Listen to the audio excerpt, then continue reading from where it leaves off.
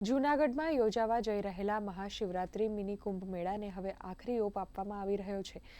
આવતીકાલે સાંજે નાયબ મુખ્યમંત્રી હર્ષ સંઘવી ભવનાથમાં ડમરૂ યાત્રામાં જોડાશે।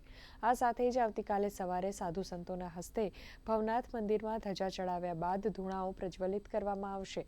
ત્યારે ગિરનાર દરવાજાથી ભવનાથ મંદિર સુધીના 3.5 કિલોમીટર રૂટનું ધારાસભ્ય, કલેક્ટર સહિત અધિકારીઓ તથા પદાધિકારીઓએ નિરીક્ષણ કર્યું હતું।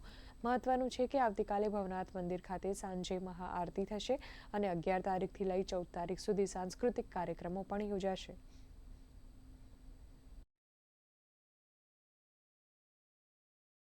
इस पूरे मेले में प्रशासन, चाहे वो बिजली विभाग हो, पानी पुरवठा विभाग हो, सफाई का विभाग हो, स्थानिक कॉरपोरेशन हो, उसने पूरी अपनी जो तैयारी है वो पूरी कर ली गई है।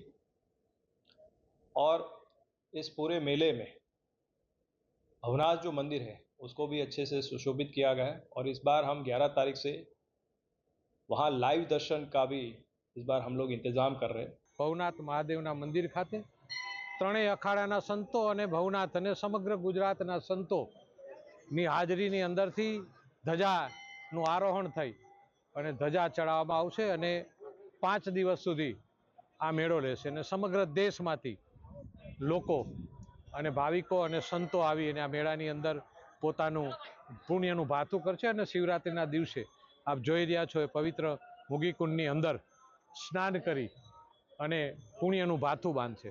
જિલ્લા વહીવટીતંત્ર વતી અમે સૌ શ્રદ્ધાળુઓ, ભાવિકો, સાધુ સંતો સૌનું આવાગમન માટે ઉત્સુક છીએ।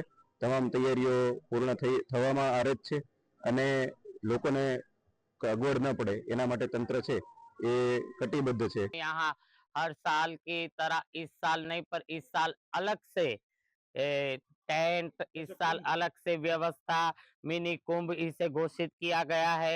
तो बहुत सारी व्यवस्था तंत्र ने की है, तो हम तंत्र को बहुत बहुत आशीर्वाद भी देना चाहते हैं कि आने वाले सालों में भी ऐसी ही व्यवस्था हो।